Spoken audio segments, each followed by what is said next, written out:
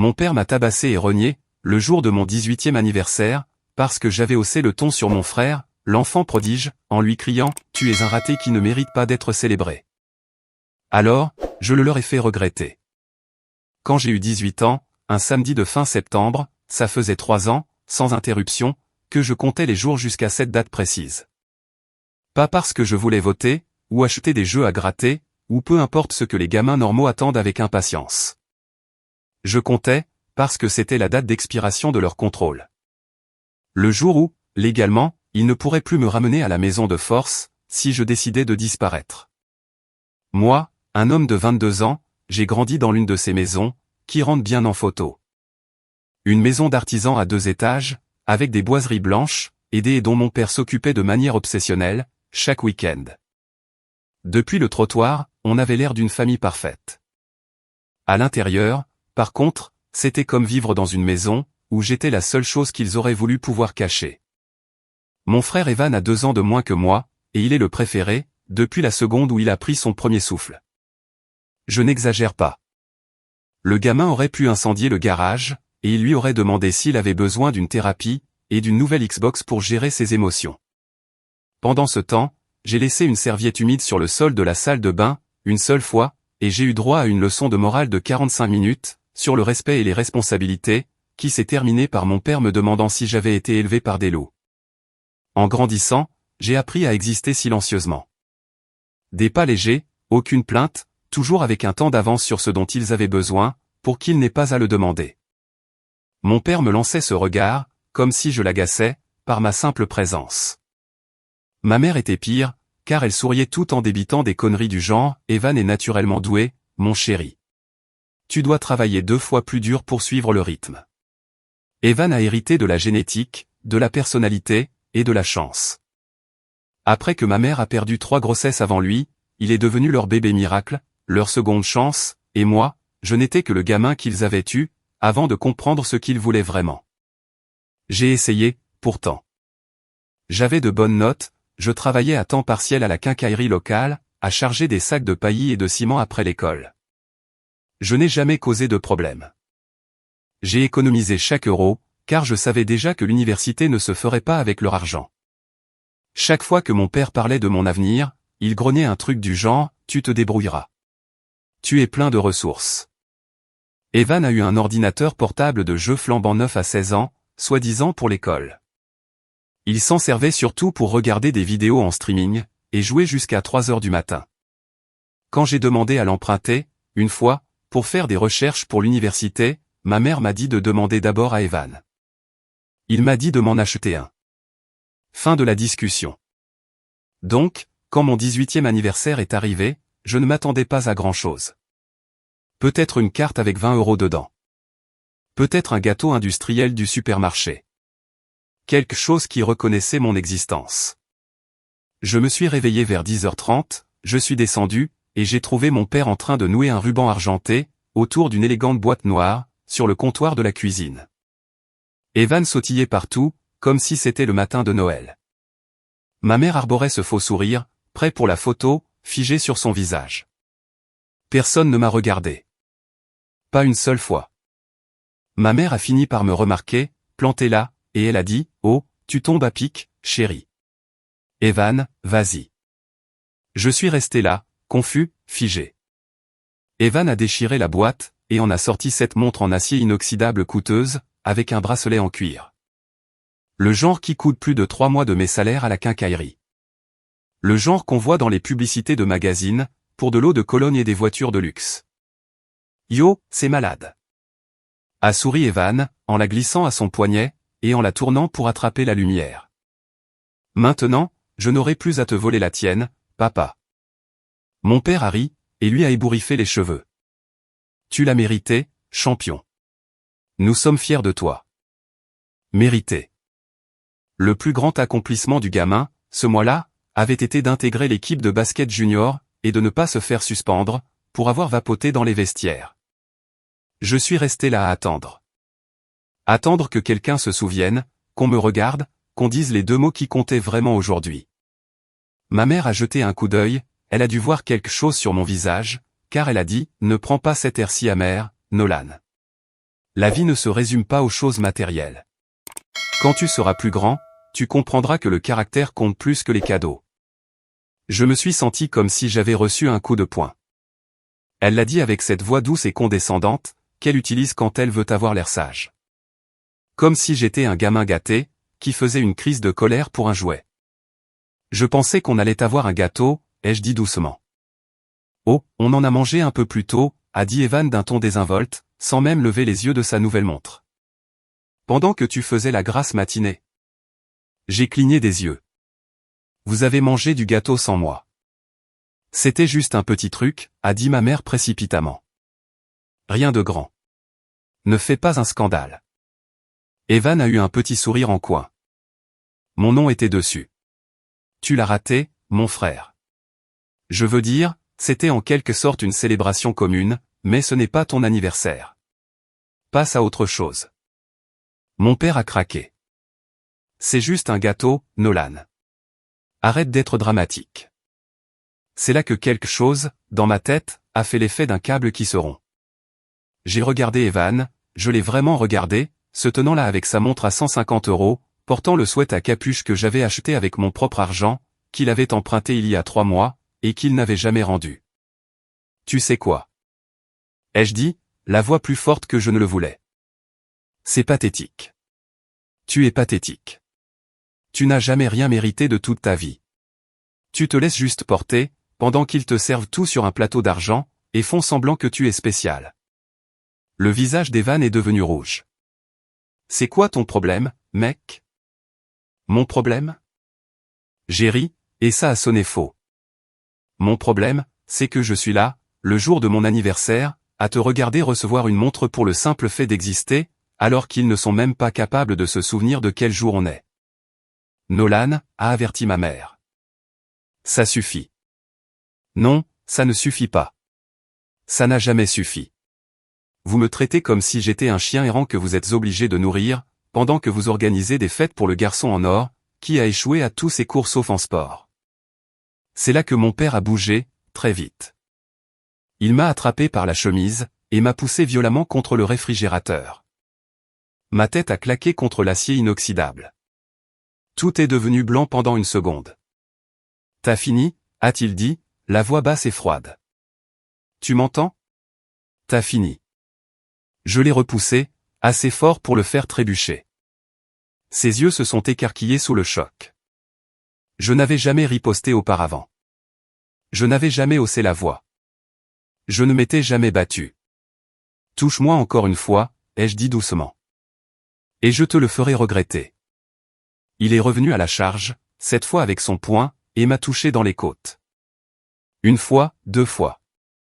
Je me suis plié en deux, cherchant ma respiration. Ma mère a hurlé. Evan est juste resté là à regarder. Mon père m'a attrapé par le visage, et m'a forcé à le regarder. Assez, a-t-il dit. Nous avons fini de célébrer un raté comme toi. Tu n'es qu'une erreur. Maintenant, sors de ma vue. Une erreur. C'est ce que j'étais, pas son fils. Je me suis redressé, les côtes en feu, sentant le goût du sang dans ma bouche. Je les ai regardés tous les trois. Ma mère, pleurant de fausses larmes. Evan, tenant toujours sa montre. Mon père, respirant fort, les poings serrés. Et j'ai réalisé quelque chose. Il n'allait jamais m'aimer. Peu importe ce que je faisais, à quel point j'essayais, à quel point je me faisais petit, je ne serais jamais Evan. Alors, j'ai fait un choix. Je suis monté, j'ai attrapé mon sac à dos, j'y ai fourré un sweat à capuche, des chaussettes, des barres de céréales, le chargeur de mon téléphone, et les 180 € que j'avais économisés, dans une enveloppe scotchée sous le tiroir de mon bureau. J'avais ma carte d'identité, ma carte de débit, et les horaires des bus Greyhound, que j'avais enregistrés sur mon téléphone, il y a 3 semaines, juste au cas où. À 2 heures du matin, pendant que tout le monde dormait, je me suis éclipsé par la porte de derrière. Je n'avais pas de plan. Je savais juste, que je préférais dormir dans la rue, plutôt que de passer une nuit de plus dans cette maison. Les 4 premières nuits ont été brutales. Je ne vais pas enjoliver les choses. J'ai jonglé entre le restaurant ouvert 24h/24, près de la route 12, un coin de la bibliothèque municipale, jusqu'à ce qu'il me jette à la fermeture, et un banc derrière le 1K, que personne ne vérifiait après minuit. J'ai appris quels distributeurs automatiques étaient les plus susceptibles de donner 2 articles, si on les frappait bien, quelle toilette de station-service avait le meilleur savon pour se laver, et quelle ligne de bus circulait toute la nuit, pour que je puisse dormir sans me faire harceler par les flics. Le 4e jour, j'ai failli me faire repérer. Je passais devant le centre commercial, pour aller recharger mon téléphone à la bibliothèque, et j'ai vu le camion de mon père tourner sur le parking, comme s'il était chez lui. Les mêmes bosses sur le pare-choc, le même cadre de plaque d'immatriculation personnalisée. Mon cerveau est devenu glacé. Je me suis caché derrière un distributeur automatique, près de l'entrée de la laverie, et je suis juste resté là, faisant semblant de faire défiler mon écran, comme si j'étais à ma place. Je l'ai regardé sortir, regarder autour de lui, puis entrer d'un pas décidé dans l'épicerie, comme s'il était en mission. Il ne m'a pas vu. Mais j'ai appris quelque chose à ce moment-là. Disparaître, ce n'est pas seulement partir. C'est rester invisible, quand on est à 5 secondes de se faire attraper. À la 5e nuit, mon téléphone était presque déchargé. Mon sweat sentait la sueur et la pluie, et j'avais mangé tellement de barres protéinées de station-service, que je pensais que mon estomac allait se révolter. C'est à ce moment-là que j'ai trouvé l'église, au centre-ville. Il gérait un programme d'hébergement, dans le sous-sol. Rien d'extravagant, juste des lits de camp, et un repas chaud 3 fois par semaine. Le gars à l'accueil était un homme plus âgé, avec des cheveux gris, et le genre Dieu bienveillant, qu'on ne voit pas souvent. Il n'a pas posé de questions quand je me suis présenté, avec mon sac à dos et ma lèvre éclatée. Il a juste hoché la tête, et m'a indiqué un lit de camp vide, près du fond. Je suis resté là pendant 11 jours. J'ai rencontré des gens. J'ai appris des choses, comme comment faire durer 3 balles pour 2 repas. Comment repérer les ennuis, avant qu'ils ne vous repèrent. Comment dormir d'un sommeil léger, pour que personne ne prenne vos affaires. La journée, j'allais à la bibliothèque à pied, et je remplissais des demandes d'emploi, sur les ordinateurs publics. J'ai postulé partout, restaurants, magasins de détail, entrepôts, services de livraison, n'importe quoi qui accepterait quelqu'un, avec un diplôme d'études secondaires, et un pouls. Mon téléphone a commencé à vibrer avec des rappels, après environ 1 semaine et demie. C'est aussi à ce moment-là, que mon père a commencé à appeler. Le premier message était en colère, menaçant, puis confus, puis désespéré. Au 4e message vocal, il pleurait. Ta chambre est toujours là, Nolan. S'il te plaît, rentre à la maison. Nous pouvons en parler. Je n'ai pas rappelé. Que étais-je censé dire? Que je préférais dormir sur un lit de camp dans le sous-sol d'une église, plutôt que de vivre dans une maison, où j'étais une erreur? J'ai finalement décroché un emploi, dans un centre de distribution de matériel médical. Un immense pôle, près de l'autoroute 47, qui expédiait des équipements hospitaliers, et des fournitures pharmaceutiques, vers des cliniques réparties sur 3 États. Le salaire était le minimum syndical, plus des heures supplémentaires occasionnelles. Mais ils m'ont embauché sur le champ, quand je me suis présenté à l'entretien, avec une chemise empruntée. Le responsable des opérations, un gars avec des avant-bras comme des câbles d'acier, m'a regardé et a dit, « Tu arrives à l'heure. Tu travailles dur. Tu ne voles pas. On est bon. C'est tout ce qu'on te demande. » Je suis arrivé en avance chaque jour. Après 2 semaines à dormir dans le refuge, j'ai croisé le gars plus âgé de l'accueil, à l'extérieur, après un des repas. Il déposait des couvertures et de la soupe en boîte, qui avaient été données. Un ancien électricien, qui avait pris une retraite anticipée, après la mort de sa femme. Il a mentionné qu'il avait ce cabanon aménagé, derrière sa maison, qu'il utilisait pour le stockage, mais qu'il pensait à le louer pour pas cher, à quelqu'un qui avait besoin d'un coup de pouce. J'ai demandé à quel point c'était pas cher. Il a dit 120 € par semaine, charges comprises. J'ai emménagé le lendemain matin. Ce n'était pas grand-chose. Un matelas, une place sur un cadre métallique, un radiateur d'appoint qui ne fonctionnait que si on ne respirait pas trop fort dessus, un micro-ondes, et une plaque chauffante. Ça sentait l'huile de moteur et les vieux journaux. Mais c'était chaud, privé, et c'était à moi. Le propriétaire me laissait tranquille, la plupart du temps. Il frappait juste 1 fois par semaine pour le loyer, et laissait parfois un sac de courses sur la marche, sans rien dire. je travaillais plus de 40 heures au pôle de distribution, prenant parfois des gardes le samedi, quand ils avaient besoin de bras pour des expéditions urgentes. Je gardais la tête baissée, je faisais le travail, je ne me plaignais pas. Après environ 6 semaines, le responsable a commencé à m'assigner au poste de contrôle des stocks, l'endroit qui ne nécessitait pas autant de charges lourdes. Il n'a jamais expliqué pourquoi, il l'a juste fait. Le soir, j'allais à la bibliothèque à pied, et je travaillais sur mes candidatures pour l'université communautaire. J'avais raté certaines dates limites, mais les inscriptions pour le printemps étaient encore ouvertes. J'ai écrit des essais sur mon téléphone, je les ai sauvegardés sur un compte cloud gratuit, et je les ai imprimés à la bibliothèque, pour 1500 la page. Chaque frais de candidature faisait mal. 40 € par-ci, 50 par-là. Mais je les ai payés. Je ne l'ai pas dit à mes parents, je ne l'ai dit à personne. Au début du mois de décembre, je m'étais installé dans une routine au travail. J'ai commencé à reconnaître des visages, à apprendre des noms. C'était étrange, comme si je construisais vraiment quelque chose de réel. Mon téléphone vibrait encore de temps en temps, des numéros inconnus, surtout des messages vocaux que je supprimais sans écouter. Je me suis dit qu'ils étaient passés à autre chose maintenant. Qu'ils avaient converti ma chambre en salle de sport à domicile, en bureau, ou en placard de rangement. Puis, un jour au début du mois de décembre, j'ai reçu un email de ma conseillère d'orientation du lycée. Nolan, j'espère que tu es en sécurité. Je voulais t'informer que ta demande de relevé de notes a été annulée. Tes parents ont contacté l'administration de l'école, et ont déclaré que tu ne poursuivrais pas d'études supérieures. Ils ont demandé que nous cessions toute correspondance, concernant les candidatures à l'université. Je voulais m'assurer que tu étais au courant. N'hésite pas à me contacter si tu as besoin d'aide. Je l'ai lu 5 fois. Puis je l'ai rappelé. Elle a tout confirmé.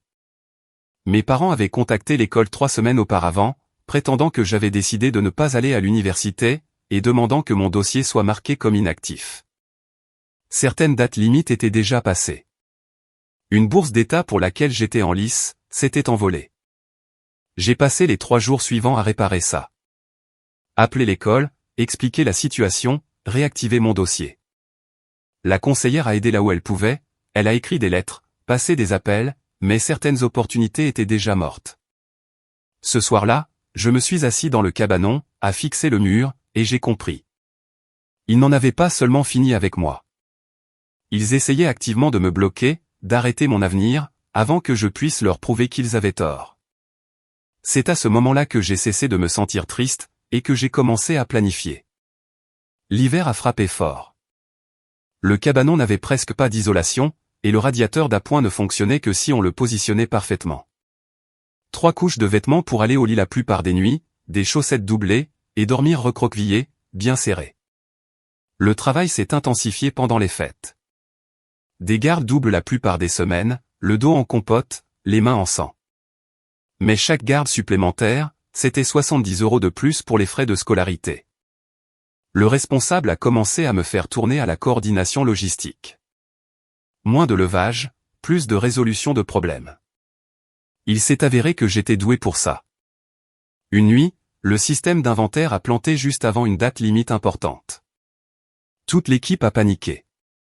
Le responsable était au téléphone, en train de hurler sur le siège social, quand j'ai remarqué le message d'erreur. Je m'étais formé tout seul sur Excel, et sur les bases des bases de données, à la bibliothèque, entre 2 candidatures pour un emploi. Cette erreur était simple. Une table de données corrompue. Je me suis approché. Essayez de recharger la sauvegarde d'hier. La base de données actuelle est corrompue. Le responsable m'a dévisagé. Tu sais comment faire ça? J'ai haussé les épaules. Je peux essayer. 15 minutes plus tard, le système fonctionnait. Il m'a tapé dans le dos assez fort pour me faire un bleu.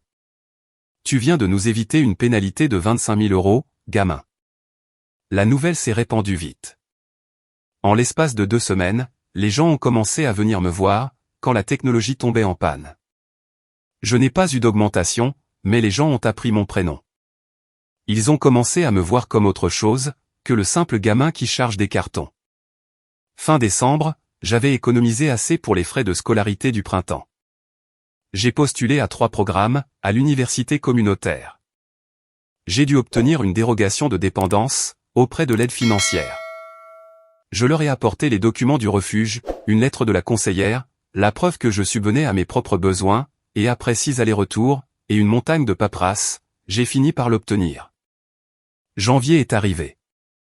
Les lettres d'acceptation, pour les 3 programmes, plus une bourse partielle basée sur les besoins. J'ai fixé l'email pendant 2 heures, juste à fixer le mot félicitations, comme s'il allait disparaître. Ce soir-là, je me suis préparé un gâteau en boîte, dans la cuisine du propriétaire. Au chocolat, de travers, et légèrement brûlé. J'ai écrit mon propre prénom dessus avec du glaçage bleu, juste Nolan. J'en ai mangé 3 parts. J'ai gardé le reste. Le lendemain matin, je me suis inscrit au cours. Introduction à la gestion d'entreprise, algèbre universitaire, composition en anglais, principe de logistique. Je n'ai rien dit à mes parents, mais dans les petites villes, les gens parlent. Étage 3 semaines plus tard, je suis tombé sur une voisine à l'épicerie. Elle a fait un grand sourire. Nolan, j'ai entendu dire que tu allais à l'université. Ta mère doit être tellement fière. J'ai hoché la tête. Oui, elle doit l'être. Mais je savais à quoi m'en tenir. Plus tard dans la semaine, ma mère a appelé d'un numéro inconnu. J'ai laissé aller sur la messagerie. Elle n'a ni pleuré ni crié, elle a juste dit, de cette voix mesurée et faussement douce, nous avons entendu parler de l'école, Nolan. C'est merveilleux.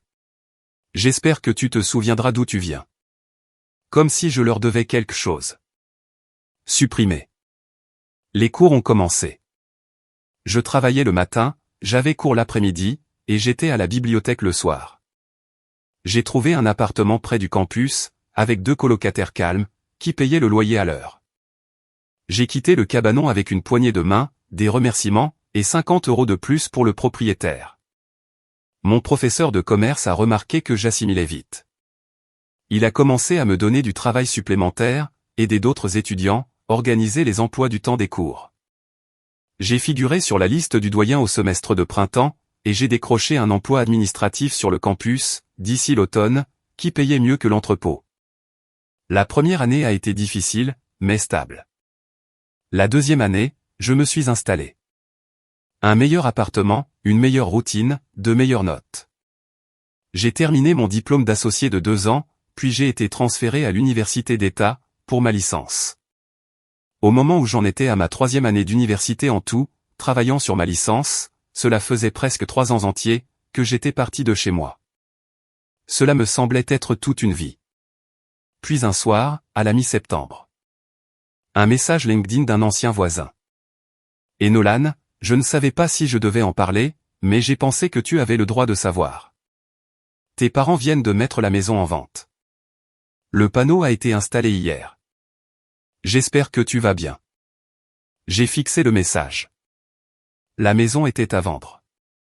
Au début, rien. Juste le vide. Puis autre chose. Quelque chose de froid, et de concentré. J'ai ouvert Zillow. L'annonce était facile à trouver.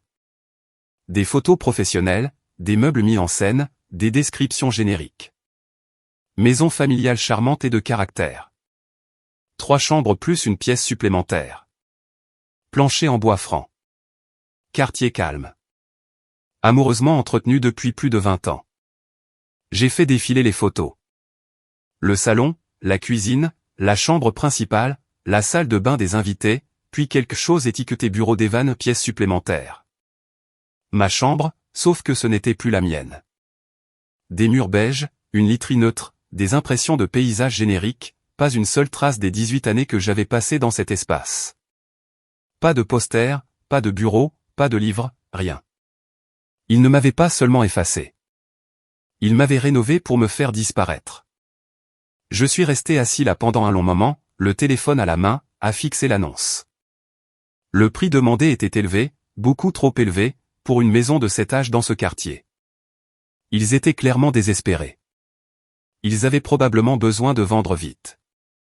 J'ai creusé plus profondément. Les registres publics de propriété sont étonnamment faciles à trouver, si vous savez où chercher. J'ai sorti l'historique de l'hypothèque, les registres d'impôts, les ventes passées, et j'ai trouvé quelque chose d'intéressant. L'hypothèque n'était pas remboursée. Loin de là. Et ils étaient en retard de paiement. En retard de 4 mois, peut-être 5, d'après les registres publics des privilèges.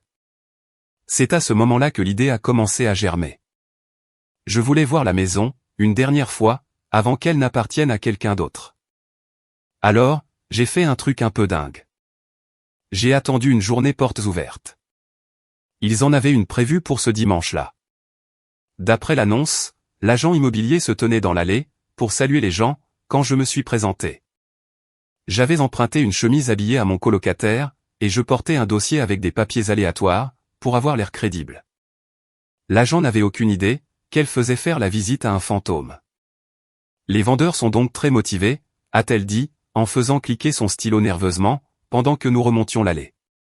Ils ont déjà déménagé la plupart de leurs effets personnels. Ils cherchent une clôture rapide. Leur plus jeune vient de commencer l'université dans un autre état. Leur plus jeune, Evan, bien sûr. J'ai hoché la tête, en la suivant à l'intérieur. Elle parlait sans arrêt, des moulures couronnées, des appareils électroménagers mis à jour, et des fenêtres éco-énergétiques. J'écoutais à peine. Mon attention était portée sur les espaces, les murs, sur le fait que je n'y étais plus. La cuisine semblait la même. Le salon aussi. La chambre de mes parents était mise en scène, avec des meubles de location. Puis, nous sommes arrivés à mon ancienne chambre. Je me suis tenu dans l'encadrement de la porte, et je n'ai absolument rien ressenti, juste du froid. L'agent a fait un geste de la main, comme si elle exhibait un prix. C'était la salle de jeu et d'études de leur fils. Elle bénéficie d'une lumière naturelle incroyable. Un espace flexible parfait. Salle de jeu et d'études. C'est ce que j'étais devenu. L'espace de débordement d'Evan. Je suis entré. Il l'avait aménagé comme une station de préparation pour l'université. Un bureau élégant avec une lampe. Un tableau d'affichage, avec une liste de contrôle pour un dortoir, épinglé soigneusement. Des brochures d'universités étalées sur une petite table. Le nom d'Evan surtout. Nous avons ensuite traversé la véritable chambre d'Evan. Toujours décorée. Elle avait toujours ses affaires. Des trophées sur l'étagère. Des posters sur les murs. Il n'avait pas touché à une seule chose. Le jardin était pire. La cabane dans l'arbre, que j'avais construite avec mon oncle quand j'avais 13 ans, celle où j'avais passé des centaines d'heures à lire et à m'évader, avait disparu, démolie. Juste un rectangle de terre, et quelques boulons rouillés dépassant de poteaux pourris. L'agent a remarqué que je fixais l'endroit. Les vendeurs ont mentionné qu'ils avaient retiré une ancienne structure, ici derrière. Un problème de responsabilité civile. J'ai hoché la tête. Je n'ai rien dit. Elle m'a laissé une minute, sentant probablement quelque chose de bizarre dans mon silence. Vous voulez voir le garage avant de terminer? A-t-elle demandé d'un ton enjoué. Je l'ai suivi, par la porte latérale. Le garage était encombré de cartons de déménagement, et de bacs en plastique, empilés contre le mur du fond. La plupart étaient étiquetés avec l'écriture soignée de ma mère. Décoration de Noël. Surplus de cuisine. Evan, à garder. Puis j'ai vu le coin. 3 bacs poussés derrière un tapis de course cassé. Des étiquettes en ruban de masquage, avec la même écriture. À donner. Vieillerie de l'ancienne chambre. Et le dernier, le plus petit, comme une pensée après coup. Poubelle. Et devinez à qui appartenaient les affaires dans cette poubelle? À moi, bien sûr. J'ai fixé ce bac pendant un long moment. L'agent n'a rien remarqué. Elle retournait déjà à l'intérieur, parlant de superficie. J'ai marché jusqu'à la clôture du fond, les mains dans les poches, la respiration régulière. C'était le jardin où j'avais appris à faire du vélo, où j'avais enterré une capsule temporelle en CM1, qui était probablement encore sous le chêne. Où j'avais existé pendant 18 ans, et maintenant ce n'était plus qu'une autre annonce, une autre transaction. Ce soir-là, assis dans ma voiture après la visite, j'ai pris une décision. S'ils voulaient m'effacer, très bien. Mais j'allais m'assurer que le monde sache exactement qui j'étais, et ils allaient le regarder depuis leur ruine. Je ne voulais pas d'une vengeance qui hurle. Je voulais une vengeance qui brûle lentement. Le genre qui s'insinue, détruit silencieusement, et ne laisse aucune trace. Puis, le texto est arrivé de nulle part, environ 2 mois après que j'ai commencé à l'université communautaire. Evan. C'était la première fois que j'avais de ces nouvelles depuis mon départ. J'ai entendu dire que tu travaillais dans une épicerie, et que tu allais à l'université communautaire. La loose. Puis un autre message. Tu sais ce que j'ai fait de ta chambre, pas vrai? Mate un peu ça. Une photo était jointe. Mon ancienne chambre, sauf que ce n'était plus ma chambre. Fraîchement repeinte, de nouveaux meubles, aménagés comme une salle d'exposition pour la journée portes ouvertes. Propre, parfaite, comme si je n'avais jamais existé. J'ai vidé toutes tes ordures. Ça a l'air bien mieux maintenant. J'imagine que c'est ce qui arrive quand le poids mort s'en va. Reste fauché, à faire ton petit boulot. Ne reviens pas. Oh, et merci d'avoir déménagé. On avait vraiment besoin de cet espace, pour quelque chose d'utile. J'ai fixé ce message pendant une bonne minute. Ni blessé, ni en colère, juste froid et calculateur. Il voulait une réaction. Il voulait que je réplique avec quelque chose de désespéré, ou sur la défensive. Il voulait la preuve, qu'il avait encore du pouvoir sur moi. Je n'ai pas répondu. Cette nuit-là, je n'ai pas pu dormir. Je n'arrêtais pas de penser à cette photo, à la facilité avec laquelle il m'avait effacé. Vers 2 heures du matin, j'ai ouvert Instagram, juste pour faire défiler, pour tuer le temps. C'est là que je l'ai trouvé. Le Finsta d'Evan, un faux compte public. Le même visage, un nom d'utilisateur différent. Une variante de son nom, avec des chiffres aléatoires. Le genre de compte que les gens créent, quand ils pensent être malins, mais sont en réalité, juste négligents. Sa story était toujours en ligne. Postée il y a 6 heures. La première slide, le montrait assis dans mon ancienne chambre. La légende, enfin débarrassé du poids mort. La deuxième slide, le montrait en train de se filmer dans le miroir. La légende, l'enfant prodige continue de gagner. J'ai pris une capture d'écran des deux. Nom d'utilisateur visible, horodatage visible. Puis, j'ai continué à faire défiler ces highlights. Des mois de publication. Et c'est là que j'ai touché le gros lot. Un highlight étiqueté vrai discours, contenait des slides datant de quelques mois. Evan plaisantant avec des amis, sur le fait d'avoir copié l'examen de calcul de quelqu'un. Une autre slide, où il se vantait de faire écrire ses essais d'anglais par sa petite amie. Une autre, où il riait d'avoir falsifié ses heures de bénévolat, pour ses candidatures à l'université. Des captures d'écran de discussions de groupe, où il admettait avoir plagié des devoirs. Rien de caché. Rien de privé. Juste là, étalé, public, stupide. J'ai pris une capture d'écran de chacune d'elles. En m'assurant que le nom d'utilisateur, et l'horodatage, soient visibles sur chaque image. Puis, je me les suis toutes envoyées par email. J'ai ouvert mon ordinateur portable. J'ai créé un nouveau dossier, à l'intérieur de celui intitulé Maison. Je l'ai appelé Reçu. C'est à ce moment-là que j'ai décidé. Fini de juste survivre. Fini de simplement construire ma propre vie, en espérant que le karma finirait par les rattraper. J'allais être le karma. La première étape, c'était l'information. La vraie information, le genre de choses enfouies dans les documents, et les registres publics.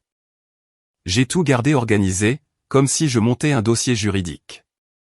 Parce que c'était le cas. J'avais un dossier sur mon ordinateur portable appelé Maison, et à l'intérieur, un autre dossier appelé Ne me mens pas.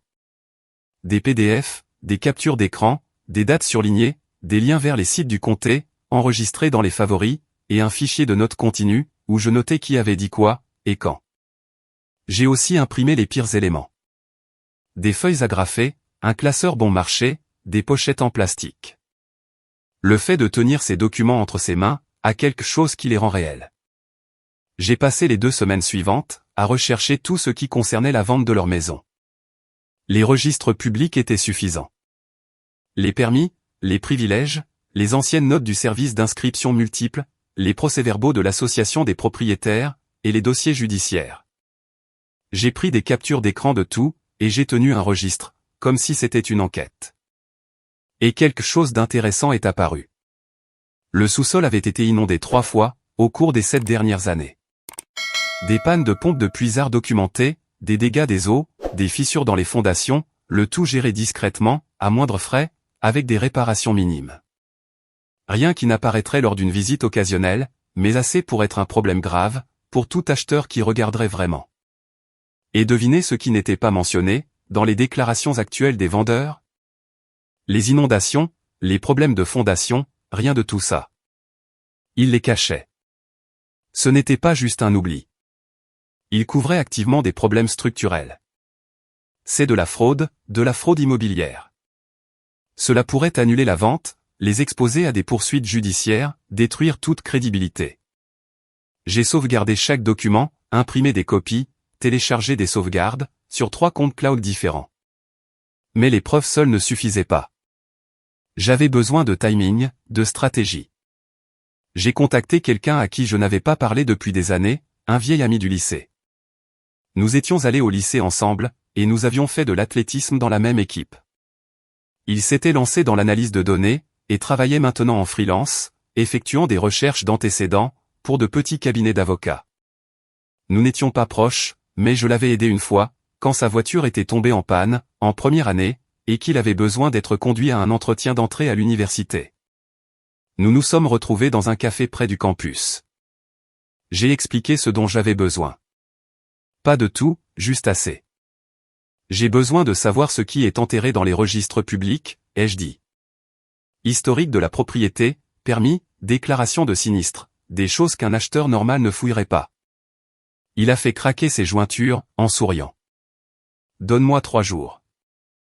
Il a livré la marchandise en 48 heures. Mon ami n'a rien piraté.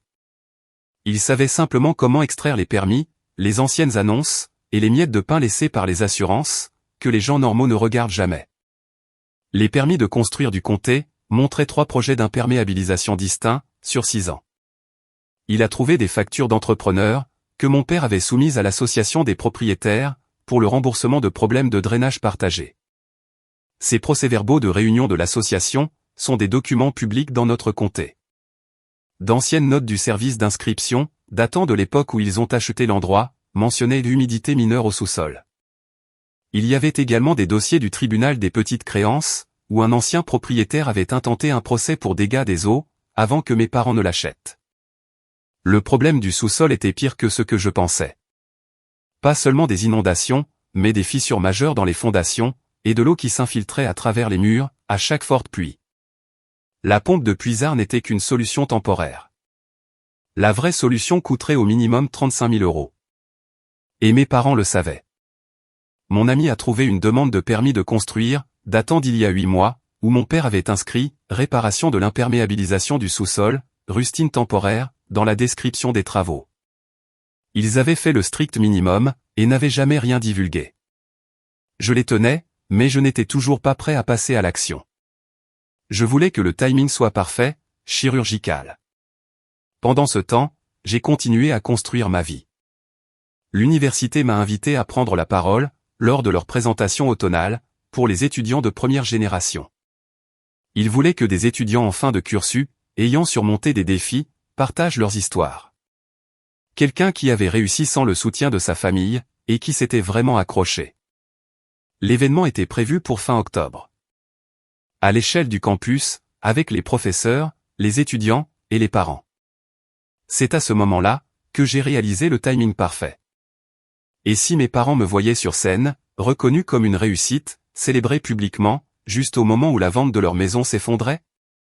Et si tout ce qu'ils avaient construit, leur image, leur histoire de famille parfaite, commençait à s'effondrer, parce que j'avais réussi sans eux? Pas parce que j'avais crié, mais parce que j'avais souri. J'ai commencé à mettre les pièces en place. J'ai préparé les documents, les preuves de la fraude, prêts à être utilisés au bon moment. J'ai contacté le département de communication de l'université, et j'ai confirmé qu'ils allaient mettre en avant mon histoire. Profil complet, photo, la totale. J'ai dit oui à tout. Et puis, j'avais une dernière carte à jouer. Evan. Les captures d'écran de son Finsta.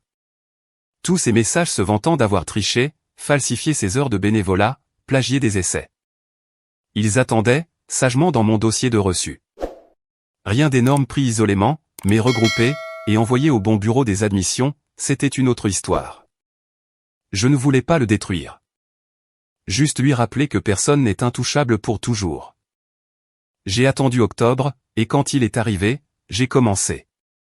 Le discours d'orientation avait lieu un jeudi après-midi. Je l'avais répété une douzaine de fois, seul dans mon appartement, en essayant de paraître confiant, sans avoir l'air de réciter. L'université voulait de l'inspiration, alors je leur ai donné de l'honnêteté. J'ai parlé du fait d'avoir grandi en étant invisible. De travailler à 2 emplois pour payer les frais d'inscription, de dormir dans un refuge d'église, et d'apprendre à faire durer 3 € pour 2 repas. Du moment où j'ai réalisé que je n'avais besoin de la permission de personne pour exister. Du fait de figurer sur la liste du doyen, 4 semestres de suite, tout en travaillant à temps partiel, et en payant mes propres études. L'auditorium était plein à craquer. 300 personnes, peut-être plus. Des étudiants, des parents, des professeurs, et quelque part, en train de regarder en ligne, mes parents. L'université a posté la vidéo complète, sur son site web ce soir-là. 3 heures plus tard, elle avait été partagée 40 fois. Au matin, 100 anciens camarades de classe avaient commenté, et des professeurs avaient pris contact. Des inconnus m'ont envoyé des messages, disant qu'ils avaient vécu quelque chose de similaire, et que mon histoire leur donnait de l'espoir. Et mes parents l'ont vu. Je le sais, parce que quelqu'un m'a transféré une capture d'écran d'un commentaire, que ma mère avait laissé sur une publication partagée. C'est plein d'exagération. Certaines personnes n'apprécient tout simplement pas les sacrifices de leur famille. Passif-agressif, sur la défensive, parfait. Elle était secouée, et je n'avais pas fini. Ce qui m'a fait rire, c'est la rapidité avec laquelle tout cela a échappé à mon contrôle. La page locale de la communauté l'a reprise, parce que les petites villes traitent la vie des autres, comme un divertissement gratuit. Quelqu'un a posté l'article. Quelqu'un d'autre a posté une capture d'écran du commentaire de ma mère. Et puis, les réponses se sont transformées, en ce genre de festival de ragots, qui fait semblant d'être concerné, mais qui n'est en réalité, que du pur drame. Le lendemain, l'agent immobilier a soudainement désactivé les commentaires sur son annonce. Pas une coïncidence, juste une limitation des dégâts. Pendant que le profil circulait en ligne, j'ai exécuté la phase 2. Les acheteurs de la maison en étaient à leur période d'inspection finale. Tout avançait vers la clôture. Ils avaient déjà obtenu leur financement, commencé à faire leur carton, et s'étaient mentalement investis dans l'idée que ce serait leur nouvelle maison. C'est à ce moment-là, que j'ai envoyé le dossier. Anonyme, intraçable, transféré par un service de courrier tiers. À l'intérieur, il y avait une clé USB, l'historique des permis montrant des travaux d'imperméabilisation répétés, des photos de l'annonce des portes ouvertes montrant des taches suspectes sur les murs.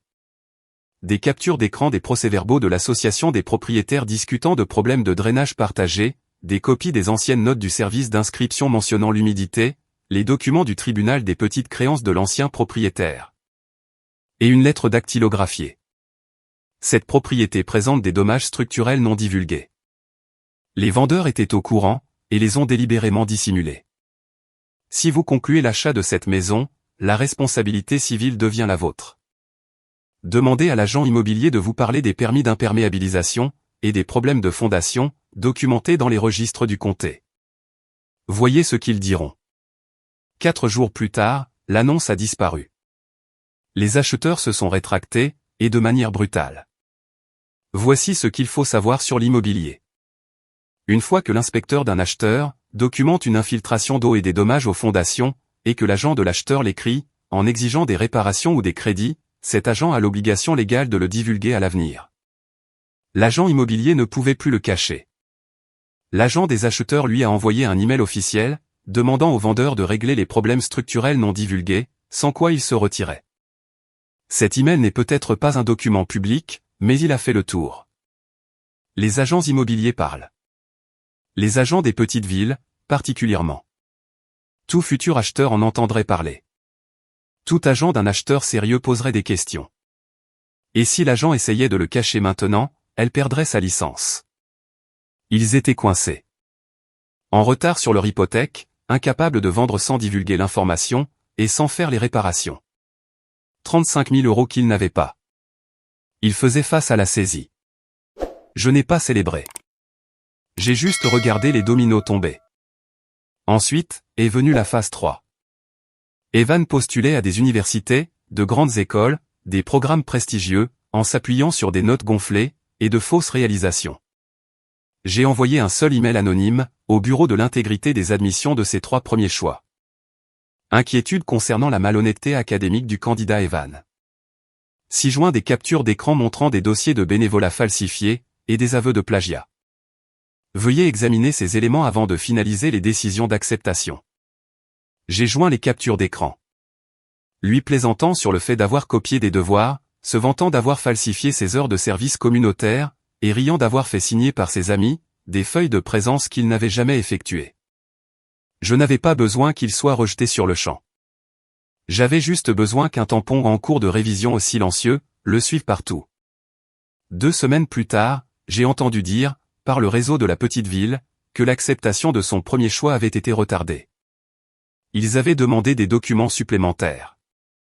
Son comité de bourse avait mis sa candidature en attente, en attendant des éclaircissements. Rien de définitif, rien d'explosif, juste des questions. Mais Evan saurait que quelqu'un était au courant. Il passerait des mois à attendre que le couperet tombe, vérifiant ses emails de manière obsessionnelle, se demandant qui le surveillait. C'était suffisant. 3 semaines ont passé. Calme, normal. J'allais en cours, je faisais mes heures de travail, j'étudiais à la bibliothèque. On était en novembre, un peu plus de 2 ans depuis que j'étais parti de chez eux. J'avais eu 20 ans, 2 mois auparavant. Ils avaient manqué 2 anniversaires. Puis, ils se sont pointés. Ils attendaient devant mon immeuble, un mardi soir, quand je suis rentré du travail. Tous les deux. Mon père avait l'air plus vieux, fatigué, les épaules affaissées. Ma mère arborait cette fausse expression calme, qu'elle utilise quand elle est à 2 doigts de craquer. Nolan, a dit mon père, la voix tendue. Il faut qu'on parle. Je me suis arrêté sur le trottoir. Je ne me suis pas approché. Je les ai juste regardés. Maintenant? Ai-je dit doucement. Maintenant que la maison est invendable, et que les candidatures d'Evan tombent à l'eau. C'est maintenant que vous voulez parler? Mon père a tressailli comme si je l'avais giflé. Nous ne savions pas que les choses avaient empiré à ce point. Vous ne saviez pas, ou vous vous en fichiez? S'il te plaît, a dit ma mère en s'avançant. Nous avons fait des erreurs. Nous le voyons maintenant, mais il faut que ça s'arrête. Tu fais du mal à ta famille. J'ai ri, un rire sec et froid. Ma famille? Où était ma famille quand vous avez oublié mon anniversaire? Où était ma famille quand vous avez saboté mes candidatures pour l'université? Où était ma famille, quand papa m'a tabassé et m'a traité d'erreur? Silence. Mon père a regardé le sol.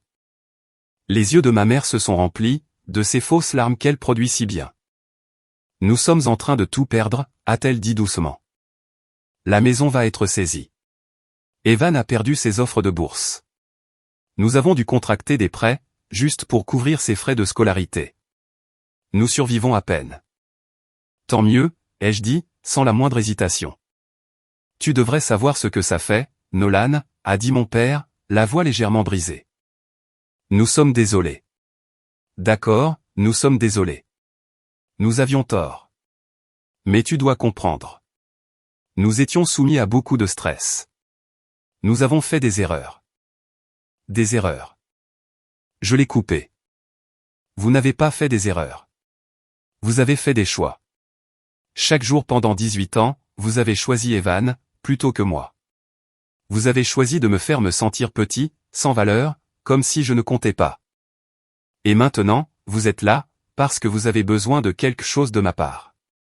Pas parce que je vous manque, pas parce que vous regrettez ce que vous avez fait. Parce que vous avez besoin d'aide. Ma mère a réessayé. Nous pensions que tu pourrais peut-être nous aider, juste temporairement. Nous savons que tu réussis bien, avec ton travail et l'école, et si tu pouvais juste. Quoi? Ai-je dit. Vous prêtez de l'argent? Me porter garant pour quelque chose? Vous tirez d'affaire? Laissez-moi deviner. Vous avez entendu dire que j'avais eu une promotion au travail. Vous avez pensé que je serais une cible facile. Ils n'ont pas nié. Nous sommes tes parents, a dit mon père désespérément. Est-ce que ça ne signifie rien? Vous avez cessé d'être mes parents, le jour où vous avez organisé cette fête pour la montre d'Evan, et oublié que j'existais. J'ai dit, vous avez cessé d'être mes parents, quand vous m'avez tabassé, et que vous m'avez traité de raté. Vous avez cessé d'être mes parents, quand vous avez essayé de saboter mon avenir. Alors non, ça ne signifie rien. Ma mère a essayé une dernière fois. Nolan, s'il te plaît, nous t'en supplions. Nous allons tout perdre. J'ai sorti mon téléphone, j'ai ouvert mes photos, et je leur ai montré l'image du discours d'orientation. Moi sur scène, tenant mon prix, en souriant. Ça, ai-je dit, c'est ce que j'ai construit sans vous. C'est ce que je suis devenu, après que vous m'ayez jeté. Et vous savez quoi? Je m'en porte mieux. Alors, quoi que vous soyez sur le point de perdre, ça s'appelle des conséquences. Bienvenue au club. Je suis passé devant eux, vers mon immeuble. Mon père a attrapé mon bras. Pas fort, juste avec désespoir. Ne le fais pas, ai-je dit doucement, en me dégageant. Ne me touche plus jamais. Il a lâché prise. Je les ai regardés tous les deux, une dernière fois. Vous vouliez que je parte. Votre vœu a été exaucé. Maintenant, restez loin de moi. Je suis rentré, j'ai verrouillé la porte, et ce fut la dernière fois que je les ai vus en personne.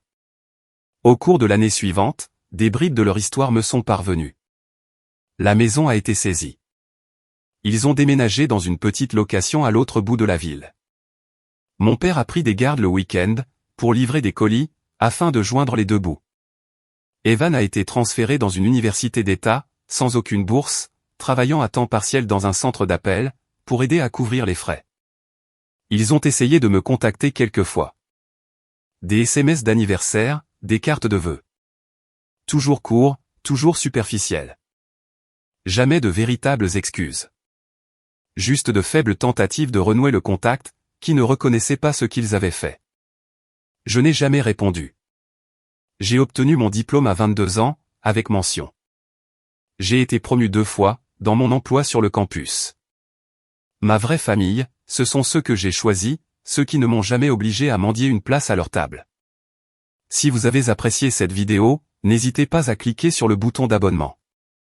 Cela aide vraiment la chaîne, et nous permet de vous proposer des histoires encore plus nombreuses, et de meilleure qualité. Merci.